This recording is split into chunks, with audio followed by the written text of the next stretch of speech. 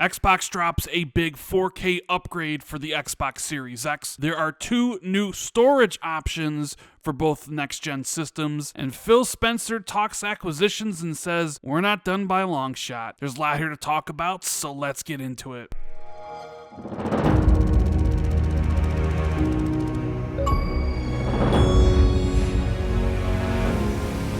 What is going on, everybody? It is Randall Thor 19, the man with the million, back again with another video.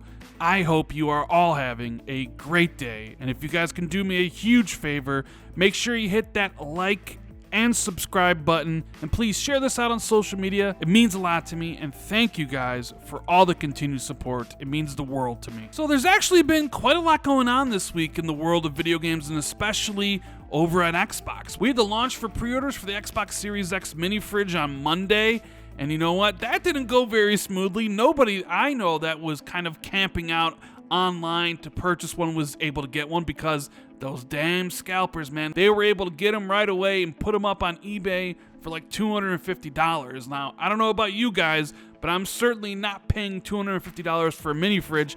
I thought $100 was a pretty good price for what you're getting, but I'm not paying over 2 times that to some dude who sits in his basement trying to make money off of people's desperation. I don't like that. I hate that. I hope there's a better way to kind of solve this in the future with this whole pre-order stuff and scalpers buying the Series X's and the PS5s. But that's just one thing. But that was just one announcement from Xbox. Sony had an announcement as well, announcing finally that they're bringing God of War to the PC, and it's certainly strange to see a lot of PlayStation fans' reactions regarding that game. Now, if you go back a couple years, nobody would have believed that PlayStation were going to put their games on PC. Sony knows the value of their exclusives. They'll never be on PC. But of course, those arguments all fell to the wayside after games like Death Stranding and Detroit Become Human came to PC. Obviously, the nail in the coffin was Horizon Zero Dawn, Days Gone, Uncharted 4, Uncharted Lost Legacy, and the next one is God of War. It won't be long before we see games like Ghost of Tsushima end up on PC, and most likely Last of Us. But of course, now the goalposts have shifted, and the argument is that Sony is smart for doing this, and that this is the way Xbox should have done it. You know, Xbox releases all their games day and date on PC, but now PlayStation fans are like, Sony's so much smarter, because now you are essentially forced to buy the game twice. Once on the PlayStation 5 and maybe a couple years later on the PC. Unlike how Xbox does it with their Xbox Play Anywhere, where you only have to buy the game once and you can play it on multiple devices. But of course, a lot of people cannot see the forest for the trees, and I think within a few years, Sony will be releasing their games day and date on PC, and I wonder what the reaction will be then. How will they continue to move the goalposts? I can't wait to see it. But I digressed. I didn't really want to talk about God of War coming to PC. We know Sony's going to put everything on PC. So that's not what I wanted to talk about in this video. I wanted to talk about a couple things. The new 4K upgrade coming to the Xbox Series X dashboard, as well as the new storage options for both next-gen systems. We'll be talking about that a little bit later on in the video. But first, we got to talk about acquisitions. It's one of the topics I really don't like talking about.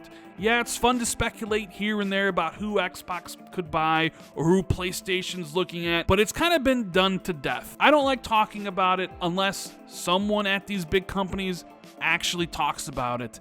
And that's what Phil Spencer did a couple days ago when he was interviewed by Wall Street Journal. They asked him about acquisitions, and he pretty much said they're not done. There's no timetable.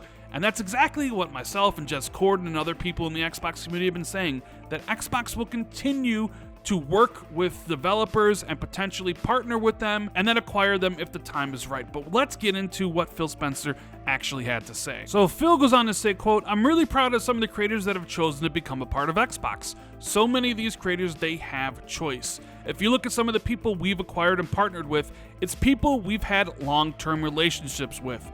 And they've come inside of Xbox now, and they see our roadmap on platform and service, and I want them to be able to do their most amazing creative work as part of this team. We offer some financial stability for them. It's not about only success of their next game. I want to give them some more creative capability, longer timelines when required to do their best work.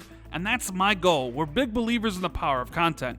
You've heard Satya Nadella talk about it. You've heard Amy Hood talk about it.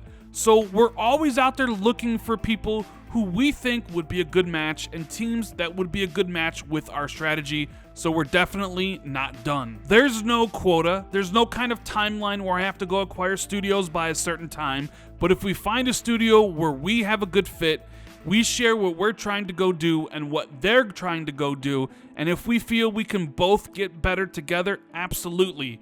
It's one of the privileges we have of being at Microsoft and having the capability to take a long-term approach, and adding amazing creators to portfolios is an important part of that. There's amazing teams out there, and I want to be listening to those creators and getting the signal from them on what are they seeing, what are they trying to create, and then challenging ourselves as a platform company. Can we build the best platform for them so that they feel like they can do their absolute best work? And that's an ongoing journey, right? It's not a destination, it's a journey. We'll be on that journey for years, but having them be the best versions of themselves and not somehow, all getting the kind of Xbox stamp. If they don't want to do it, it's fine. Keeping them independent is great. So the big takeaway is that there's no quota. Phil can buy as many studios as he wants, and there's also no time limit. It's not like he has the pressure of saying, if I don't buy any more studios by the end of 2022, I can never buy more studios. In fact, he says it's a journey, and it's a journey that they're going to be going on for a few more years. Now, we know they bought studios in 2018. I believe it was something like 7 of them. They bought Double Fine in 2019, and they added Bethesda. Well, they purchased them in 2020, but it didn't go through until 2021. I know a lot of people are expecting them to make another acquisition this year, although I'm not really sure that's on the cards. Maybe there's an announcement at Xbox's 20th anniversary, but who knows? I think they're really focused on integrating Bethesda into everything they're working on. But like Phil said, they're not done. They're always looking. And the people they're looking at are teams that they've partnered with in the past. And we know from what Jez Corden and Jeff Grubb have said that Xbox is looking at teams like Crystal Dynamics, who are partnering with the initiative on Perfect Dark. You have IO Interactive partnering with Xbox on Project Dragon. You have Avalanche partnering with Xbox on Contraband. So those would be studios that Xbox would have some history with, and if they like what comes out of those studios, then yeah, I could easily see Microsoft potentially purchasing them. And then, of course, you have to think about Japan. Phil's always talked about his desire to have a bigger presence, a bigger foothold in Japan, have some studios there. We know they own Tango Gameworks because of the Bethesda buyout, but I still think there's a chance that Xbox could potentially partner with or at least fund a new Japanese studio, or maybe an existing Japanese studio to get some content there.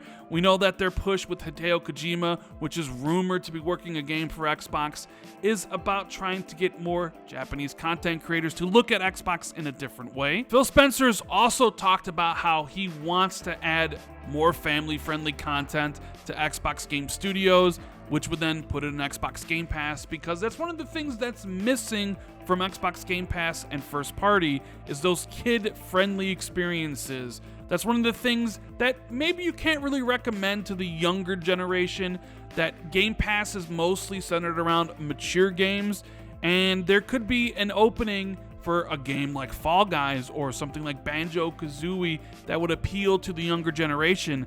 And if you could hit a home run there, have more of that family-friendly content, and have those kids ask their parents for Game Pass subscriptions for Christmas, that could be huge. But I would imagine most people listening to this video don't care about family-friendly content. They might not even care about new Japanese studios, and maybe they're not interested in IO Interactive or Crystal Dynamics. They want to know about big-time publishers. Is Xbox looking at Sega or Capcom or Konami or potentially Take-Two, as rumors have suggested, but of course never came to fruition? There's always the possibility. We know Microsoft was very interested in Warner Brothers games at some point before they were sold to Discovery. I think Warner Brothers games fills a lot of holes for Xbox. They have the superhero exclusives that Rocksteady and Warner Brothers Montreal makes. They have the fighting game that Xbox is so desperately needing with NetherRealm and Mortal Kombat.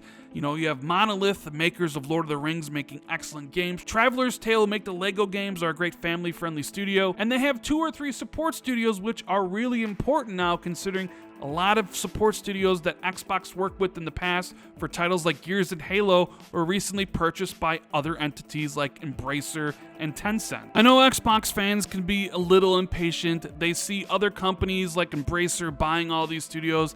They especially see PlayStation making some acquisitions along the lines of Nixxes and Housemarque and finally acquiring Bluepoint. And they sort of get jealous, even though Xbox was on this huge run where they went from 5 studios owned to 23. I mean, they literally purchased an entire publisher, Bethesda, but it's always, what have you done for me lately?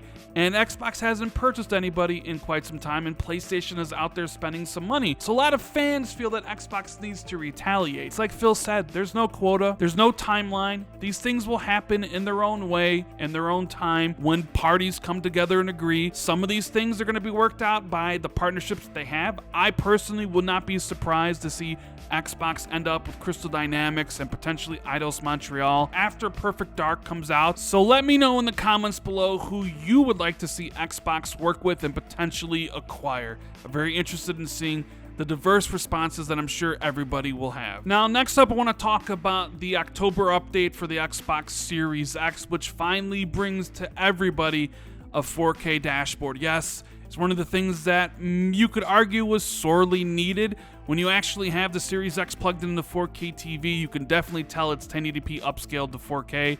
But that update should be going out to everybody. And Xbox says one of the ways Xbox Series X delivers next-gen gaming is with true-to-life 4K gaming. And prior to today's update, the Series X dashboard, guide, and other menus were upscaled from 1080p to 4K. And we know players with an eye for detail and appreciation for 4K wanted a crisp experience. Even when navigating the dashboard, they heard your feedback and started testing increased resolution. So they're excited to share that starting today, players with an Xbox Series X connected to a 4K display will see the dashboard natively rendered in 4K. You could experience 4K while browsing the home, My Games and Apps guide, and many other experiences. User interface elements on screen such as the game art and buttons will have increased sharpness and improved text readability. Personally, I'm all for this. Whatever makes my dashboard look cleaner and crisper on my TV is something that I will definitely appreciate. Now, for those of you who have been wanting more storage options for your Series X and S, well, it's finally come. We know that there's been one storage option if you want to play games from an storage expansion card, and that was the 1TB Seagate expansion card, which retailed for like $220 at launch. Pretty pricey.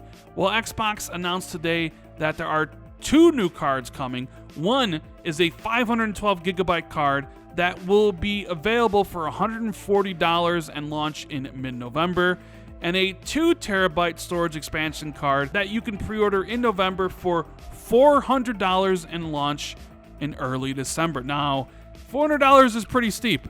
That is almost the price of the Series X itself. So the question then becomes, I have a 1TB card and it's almost full.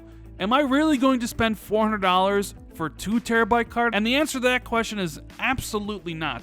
In fact, I really couldn't recommend anybody go out there unless you have money to burn and buy the $400 card. Get the 1TB one. I think it's a pretty good option. And if you really need the extra space, get a cheaper hard drive and just shuttle content back and forth. So your options starting this November and December is going to be 512GB expansion card for $140, the 1TB expansion card for $220, and a 2TB expansion card for $400. Let me know if any of those interest you or if you think they're just way too expensive. Hit me up in the comments, and as always, if you enjoyed this video, make sure you hit that like and subscribe button.